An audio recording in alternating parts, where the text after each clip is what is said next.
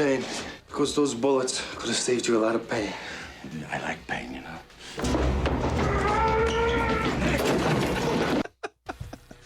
Action Movie Rewind. Thank you to all of you listeners who have made every Friday the most downloaded episode of Mackey and Judd. And it's either a coincidence, it's Judd's Friday Takes, or it's Action Movie Rewind, or some combination of all of them. And this was Judd's choice. This is the second time we've gone into a classic Steven Seagal film here. Both my choices. In the first 18 episodes of Action Movie Rewind, Out for Justice, 1991. And ordinarily, so we start these episodes with the summary of the movie as found on the internet, some other facts about the movie, and then our favorite and least favorite parts. And the summary oftentimes, like especially with Casino Royale last week, Judd's first Bond movie ever, the plot is sort of convoluted in some ways, and it's like a 7 or 8 sentence, like 2-paragraph summary. This is the summary for Out for Justice. Steven Seagal plays a renegade cop, Gino Felino, who returns to his violence-plagued home neighborhood in Brooklyn to get revenge upon the crime lord responsible for his partner's death. That's the summary. That's right. It's a very simple plot, and Steven Seagal spends 90 minutes out for justice. You know what, Cool Breeze? What's that? One of these days, your wise mouth is going to get the rest of your body in a whole lot of trouble. Where you from, Finok? Attica. Yeah? Yeah. You couldn't be from Brooklyn, because we don't talk like that around here, you know what I'm saying? Huh? Tattoo, believe me, this guy's nothing without that bitch and go. You talking to me, man? Who the f*** you think you are, huh? You like to beat up on women, is that it? Beat up on me, asshole. Oh, yeah, that's right. That's right. You bad huh? I know where you live.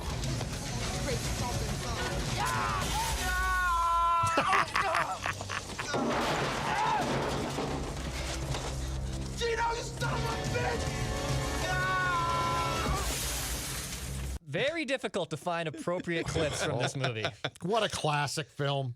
This is right in the middle of Steven Seagal's peak. This is like his 4th ever movie, and he comes out of the gate hot in the late 80s with just like blockbuster action movies. Hard to Kill, yep. Yep. And so this movie, Out for Justice, generated 23% positive reviews on Rotten Tomatoes. Not very well rated by those people. The critics. It was a $14 million budget, turned into $40 million at the box office, and it starred Steven Seagal, William Forsythe, who's also in The Rock. This is the second villainous appearance by William Forsythe. Who's in The Rock? He played Richie in this movie. Yeah, in this movie. And then he played, he had a mustache and looked basically the same, and he played a different character in The Rock. Yep.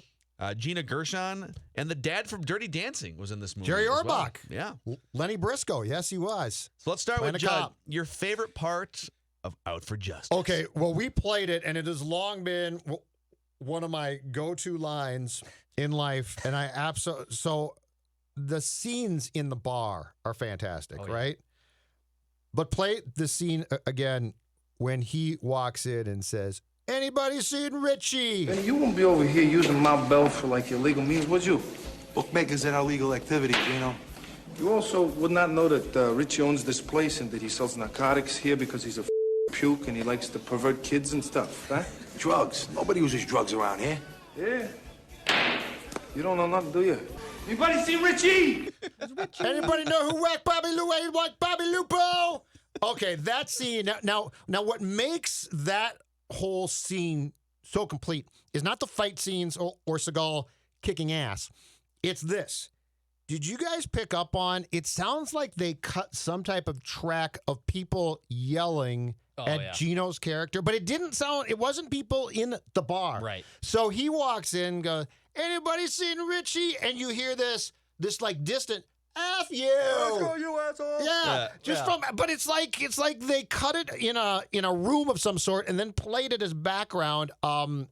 This is just so in the wheelhouse of everything I want from these films because it's so magnificently, in some ways, stupid but glorious. This movie was like a combination of like martial arts and Roadhouse, all sort of tied into one. Roadhouse and Brooklyn as the setting instead of wherever they were in Roadhouse. It was Roadhouse in some ways, definitely Commando, including down to the bad guy. The out of shape fat was bad guy. completely out of shape and going to God. get his ass kicked.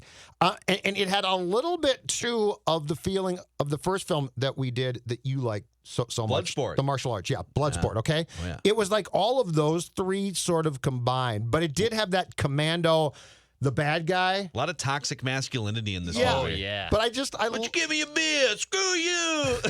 Oh, and the accents are great. But I just love the fact that Forsythe's character is just this fact, like know he's got no chance. God. I And see so you anyway. still cut your hair like a girl, Gino. Oh yeah. Just like toxic Oh masculinity yeah. everywhere. Anyway, I love the bar scenes. And anybody seen Richie? Anyone know I whack Bobby Lupo? I love It's that. also hilarious that the three main characters were Gino, Bobby, and Richie. Yeah. Just Gino, Bobby, Richie. Gino, Bobby, Richie. All Bobby right. Lupo gets shot so quick. Too. The pace of the film was fantastic. And we will do a deep dive into that scene too. But Declan, what was your favorite part of Out for Justice? Just the way Segal treats people, like in the bar scene where he said, "Where's Richie?" and he also just takes the cue ball and the sock and just starts whipping people with it.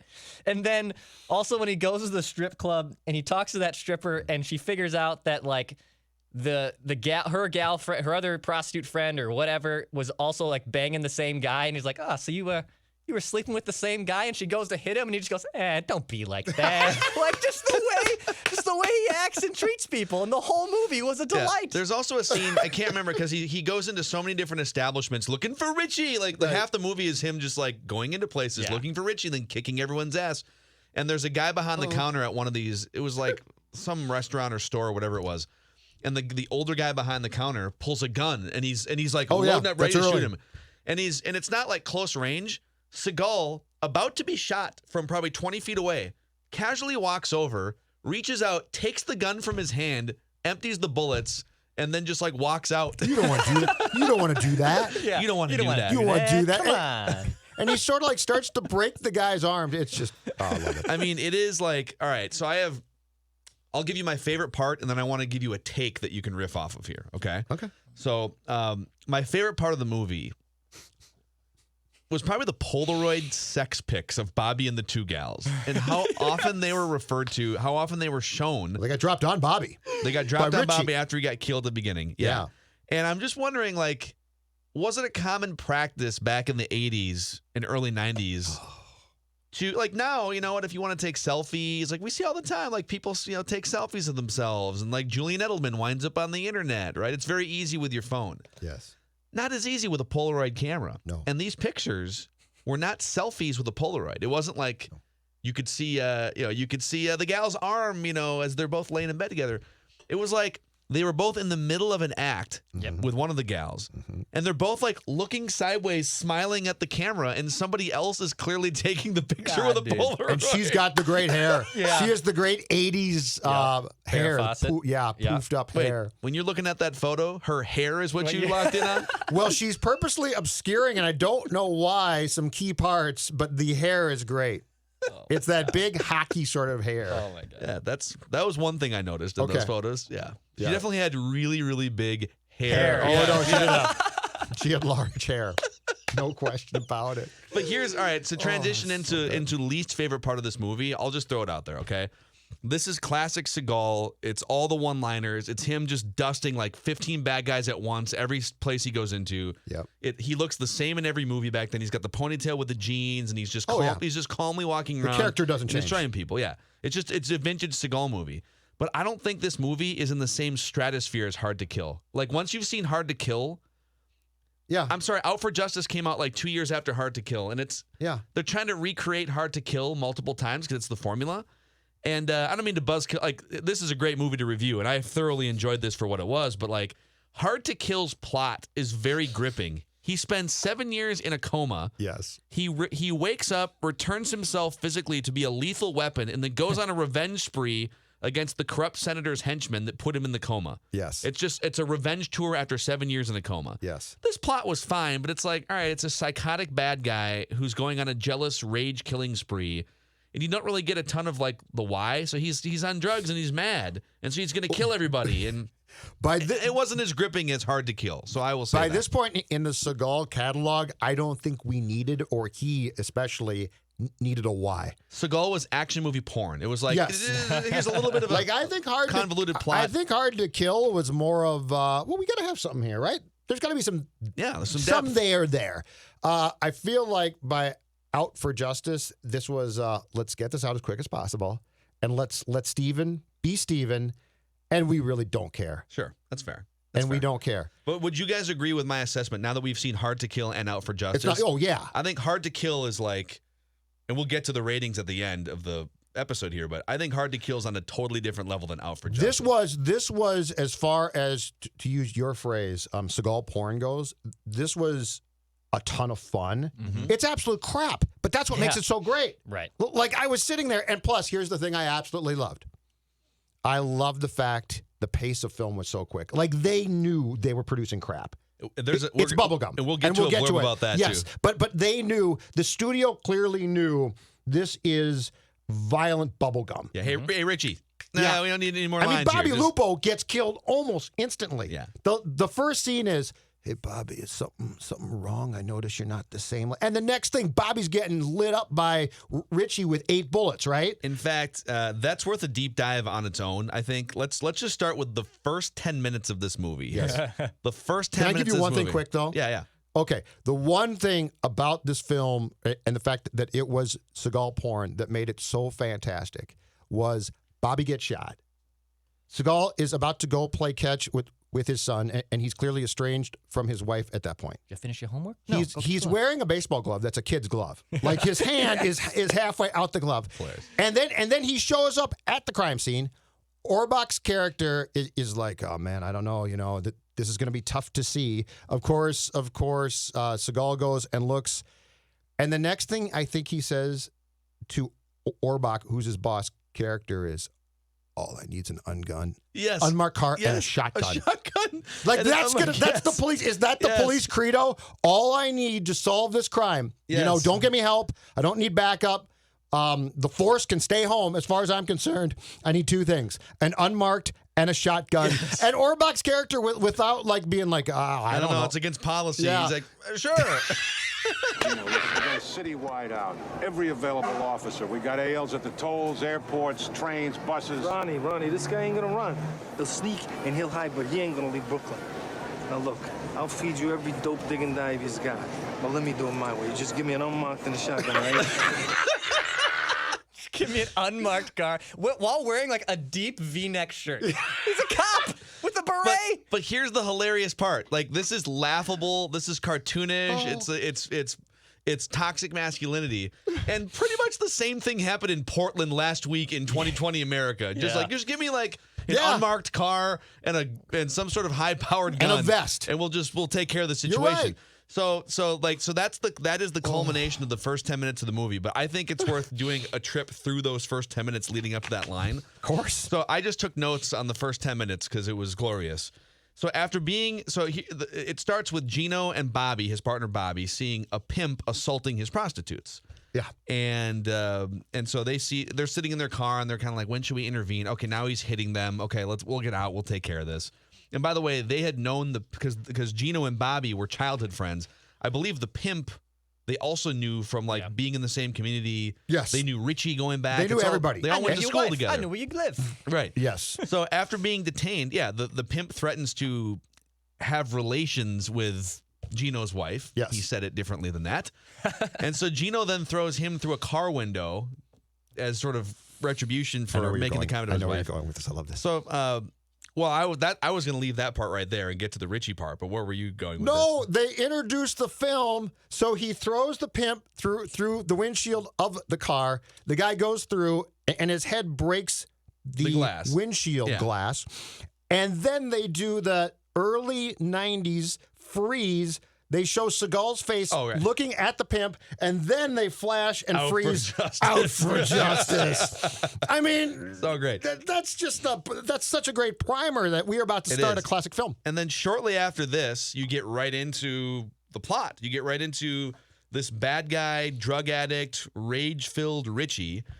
He comes walking up in the middle of it's broad daylight. There's people everywhere. And he walks up and just blows this dude away in the middle of Brooklyn. So he shoots him 3 times, and he's not dead yet. He's on the ground just bleeding out. Yep. Shoots him 3 times, spits on his dying body, Yep. puts a Polaroid of Bobby cheating on Richie. Actually, it was Richie's girlfriend yes. that Bobby was sleeping with in the Polaroid. Yes.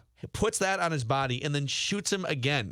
With his wife and kids watching in the store. Yes. In the market, in the bodega. And then, all right, so this is all like in the first 5 or 6 minutes. So now Richie's trying to just get away from the scene, and his cronies are like, okay, like we're going. So they're in their vehicle. There's a woman, a random driver woman, who's honking at Richie and his cronies to get out of the way. They're blocking the intersection. And so Richie does what all of us have thought about doing in our cars before, which is I'm going to go show that person a lesson, but really I'm just like listening to the Backstreet Boys on my radio, and I'm going to keep the volume down, Very low. right? Right. This dude gets out of his vehicle, Richie, walks up to this driver, this woman, doesn't confront her and like, what'd you say to me? No. Or like pound on her hood. No. No. He pulls her out by the hair and shoots her point blank in the head, and they show it in this movie. Yes. Because he's crazy. He's drug It's fueled. unbelievable. He's absolutely crazy. It's awesome. Richie's not going to take any. That character is great because he spends the entire film walking around Brooklyn wielding his gun. Yes. Yes. Like, I don't think he puts it away. No, he doesn't. In fact, according to Wikipedia, the description, just summing up who Richie is a crack addict who grew up with Gino and Bobby. He has become psychotic and homicidal due to rage and drug use and seems not to care about the consequences of his actions. You think? Same. And that's the start of this movie. Just unbelievable. And I should mention, too, this movie, because of all the things we're talking about here, like the ridiculous violence and some of the stuff they show that we haven't even talked about yet, this movie originally was rated NC-17. It was rated above R when it came out. Yep. And in some of the releases to other countries and some of the releases like in VHS, they actually cut out 2 or 3 minutes of the heavy, heavy violent stuff. It didn't bother me. I think I saw the heavy violence last night on the YouTube version I saw. Yeah, I don't know I about did you too. guys, That's but what- like, that's how I watched all it. of it was like like that gal getting shot in the head. Yeah, and she falls on the car. It was shown in the movie. Yeah. So, Well, yeah. He's anyways. not going to take crap. So what else stood out to you guys? Declan, you want to go next? Just his whole Richie and his entourage are the most like unappealing and could not be able to do what they're able to do. You couldn't hang with them? No, well, not that yes, I could not hang with them. Like, could you spend a couple hours hanging out with those guys watching a football game? Absolutely not. No. And the fact they were able to like just walk around broad daylight shooting people and killing people was absurd. And then Richie, this like fat, overweight, just like Bennett and Commando, like Yeah, he has he's Bennett. no For sure. business No. being the main antagonist of this film. Like it's essentially just Segal running around trying to find the guy. And I just did not vibe well, and I didn't connect well with the antagonist roles. Like it was just, and like they're having like a orgy party at the end of the movie. Like it's Yes. a weird thing, man. It was weird. That part was so bad, though. That crew was so bad, they were good. Which the The bad crew. okay. Yeah. And Like from the an acting yes, perspective? Yes. And the fact that Richie was this out of shape, Commando, same exact thing, made it so funny because you knew in the ultimate scene, again, how were they going to even make this look like, you know what? Richie's crazy. He's got a chance here. You never said to yourself, they're going to duke this thing. And you knew, by the way, that they were going to, of course, in typical fashion, not have the end be brief and clean and the bad guy was just going to get shot. You knew that this was going to be some type of fight. And you never thought to yourself, I think Richie's got a chance. No, I think Richie's got a fighting chance here. No, the only way he would have had a chance is if he did have bullets in his gun or something, or if he had like a knife. But then at one point he did pick up a weapon in their final fight. But yeah, the final fight scene.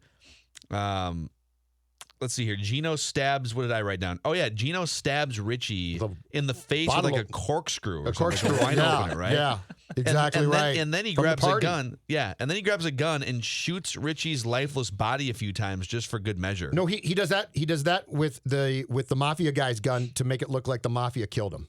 Oh, that's what it was. Because I thought he was that's just what I said. okay. You did the right thing.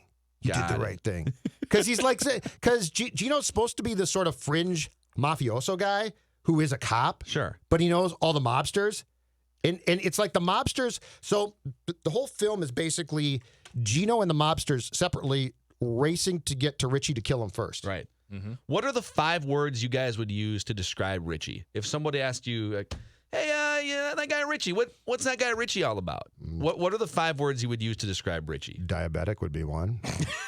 So, He looks like a diabetic. so we call it fat or just diabetic? I wrote down fat was the first Oh, word. he's definitely fat. Okay. Foresight was definitely fat at the time. You know, I would He's a say good character. Murderous. Yes. Murderous is probably Crazy, insane. you know, a little insecure. Sure. Little insecure. Well, yeah, because he's from the hood and he's not respected. Pedophile. He was a pedophile. Did we see Were examples there of that? kids? There was that moment where towards the end of the movie, where he goes over to the gal and he's like, I'll take care of you. Take care of Richie. But then, like, her little sister is there and he, like, puts his arm around her. And then that's when he, like, tries. That's She, right. like, comes in. Oh, and she's was like, she little? Go away. Yes, she was, like, I didn't definitely a even- teenager. by that point- Yeah, in time, yes, I- Jeffrey Epstein. Yeah, but by that point in God. time, I tuned. I just wasn't that concerned about that by the time. She told me she was 18. What are you talking about? Narcissist? Narcissist. He's definitely a narcissist. Misogynist. Misogynist. Well, yes, you are correct, Phil. That whole film was basically was based on macho. Yeah, it's just toxic masculinity. Yeah. Just a lot of guys trying to overcompensate for their insecurities. That's the plot The line. one thing that I will give Seagal films that I think that they did better than anybody else at that time was, did anybody else use better sound effects of breaking bones? Oh, you're Like right. every time he breaks a leg or arm, you hear it. Yeah, it's not just like a quick snap. No. It's like a bone getting crushed by some sort of, I don't know, like a massive boulder rolling Yes, over sir. it or something. Yes. I wrote down my favorite line from the movie. Was a lot of Seagal lines in here. Just a lot of trash talking. He's a great trash talker, right? So He's much not just swearing. gonna, you watch like the Bourne movies and the Bourne Identity and stuff, and Bourne just kind of goes about silently making his kills. Bond has some personality, but Steven Seagal is there to trash talk you first and foremost, and then kill you confidently. So he walks into the bar full of goons looking for Richie. He takes the bullets out of his gun in the middle of like 15 goons and says, "Bring it on." And he disposes of all these people. They all come at him one by one, and he just kicks everyone's ass, knocks some teeth out of one guy on the pool table. And then he leans over, I think it was to Richie's brother, I'm guessing. And the quote was, "Tell your brother I'm going to cut his head off and piss down his throat." Yeah. Yep. That's that was just definitely in there. That is It's a great line. an amazing trash talk line. Good for you. In an And early the 90s poor action brother, movie. the poor brother got his nose broken by one crew. Yeah. A separate crew came in. That brother, Yeah, for it was rough. being picked to run the bar, that was not worth it, man. That guy took a beating, and he was a wimp, and he didn't do anything. As his brother came back and said, he didn't do a thing about it. You don't let Gino do that to you. Richie lifted him by the cojones. Did you remember that Yeah. part? He like lifted him up in the air. Because he didn't think that he had displayed the God. proper cojones. What did you guys think of the end of the movie?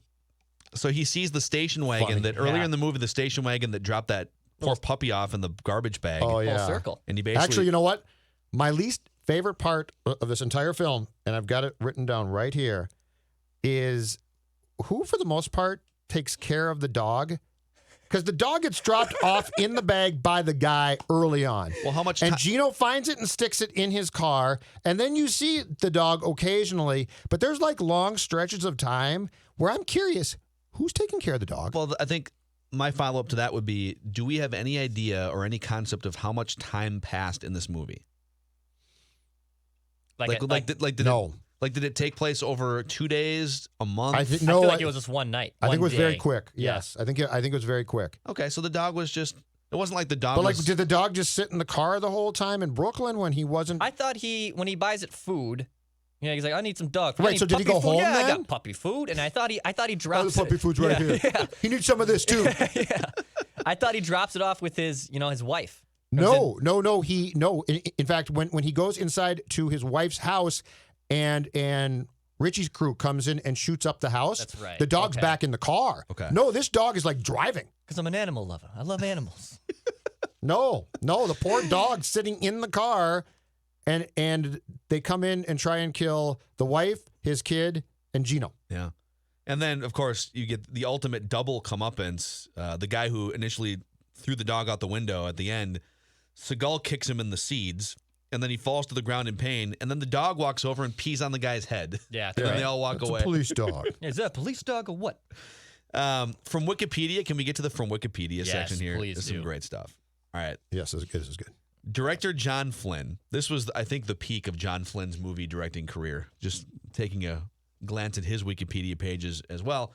So this is from director John Flynn. I really liked working with Bill Forsythe, who was Richie, and Jerry Orbach, who was the dad from Dirty Dancing. And all those guys in the car who played the killers. All those guys were great to work with. But I didn't get along with Steven Seagal.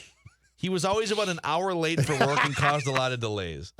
Also, Steven Seagal was upset that Richie was getting too much camera time and too many lines. This is my favorite part. And so, just to sum it up, this was originally going to be like a 2-hour plus movie. This was going to be a movie with more plot and dialogue and everything.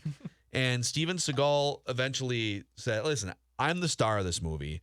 I can't have Richie / Bill Forsythe getting all these lines. Yes. And so they cut it to a 90-minute movie from like 2 hours. He cut out Forsythe's parts. Yes. And he helped cut them out. They had all these different parts, and you'll see there's 2 different montages in the movie where it's not your classic like Rocky montage where they're cutting to fight scenes and stuff. Right. There are montages of dialogue scenes where you're wondering, like, what are they saying? Like, there's one scene where they're just like in a cop car talking to each other, but there's music playing over it, and they're trying to move the movie along. Mm-hmm. So they filmed and they edited like a 2-hour movie, and then at the end of all of it, Seagal was like, "No, give me the tape. I'm going to cut 30 minutes of Richie out." Also, whilst on the production set, Steven Seagal, this is the best one. Steven Seagal claimed that due to his Aikido training, he was immune to being choked unconscious. So Steven Seagal said, "Hey, I'm a master technician Yes. in martial arts. Yes. Nobody can choke me unconscious. Correct. I'm immune to being choked unconscious." Has prided himself for a long time on his abilities in this area. Yep. It has been alleged that at some time, Gene LaBelle, who was a stunt coordinator for the movie, heard about the claim and gave Seagal the opportunity to prove it. LaBelle is said to have placed his arms around Seagal's neck, and once Seagal said go, proceeded to choke him unconscious. After refusing to comment for many years, LaBelle confirmed the story in 2012. Whenever Seagal has been asked about the incident, he has constantly denied the allegations that he was choked out. Okay, by how LaBelle. great is that? How great is that whole thing? I love the can't fact choke me that out. Seagal was a complete a-hole in real life. And in fact, there's a story, I think, about one time he hosted SNL, and he is like the most despised person to ever host that show. Everyone on the show hated his guts. Because he didn't want to do anything self-deprecating, probably? Well, probably that. And here's the thing is, Steven Seagal doesn't get the fact that he's funny because he really can't act. Like, he thinks he can act. And so he thinks that he's good. I mean, what makes him so good is he's not good at all. Like, Yeah, it's all a shtick. He's one character, and it's hilarious, but he actually thinks he's good, or he did. So let's play a little game here called If You Were to Replace This Action Star in This Movie with Steven Seagal, what would the movie have been like? Okay. I'm just going to throw some random ones out. Okay. Die Hard. Let's say you replaced Bruce Willis with Steven Seagal. How would Die Hard have turned out? I think my answer would be, instead of kind of like laying in the weeds and waiting for the killers and the bad guys to come to him and then systematically going through them, I think Steven Seagal would have just walked around the building and killed everybody, and the movie would have been over in an hour. Yes. It would have been funnier as far as being campy and bad. Yeah. Like, that's a really good film. That's a fun film. But yeah, if he had been the main guy, and the other thing, though, that he could never stand, and this is true, is he could not be upstaged. Yeah. So the problem is, Die Hard had a lot of good actors. Yeah. He couldn't have taken that. He's also like His ego couldn't he's take that. never on most action movies, including all or most of the Sylvester Stallone action movies and Arnold Schwarzenegger. The star is on the defensive for a large part of the movie, Not right? Seagal. Like, I mean, think about Sylvester Stallone You're in right. Rocky movies. He's literally on the defensive for the entire movie until the end. Yes. Or even in Rambo, like he's kind of hiding out, and then he's playing cat and mouse. Yep. Arnold Schwarzenegger is a little bit more on the offensive, but Steven Seagal is never like, oh, I'm in a rough way here. The beginning of some of his movies, he is, so that it can set up the comeback, but he's just like hunting people and killing them with no resistance. Arnold, you feel like when you watch his films that he sort of gets it, Yeah. like the shtick to it. What I love about Seagal, he has no idea.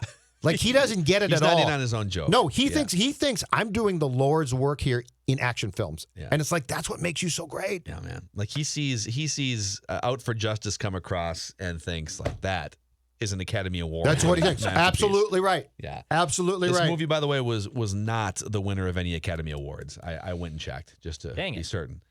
Before we get to definitive bad guy rankings and overall rankings, wait. anything else that stands out? Yes. The ultimate Segal. So this is in the big picture of things in Out for Justice, a small thing, okay? But this is what makes Segal so good, and it's what I love about his craft and how bad he truly is, but didn't get it. He wrote, I'm sure it's him.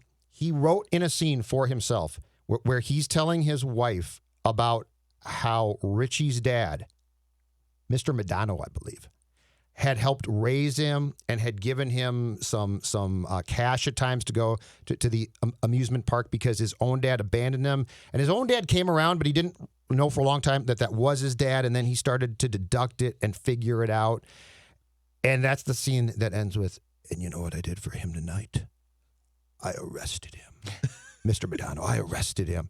I mean, this is literally, this guy has written in a scene so that we can realize how great he is with dialogue. A thespian. And the only place his dialogue is good are the classic, anybody seen Richie?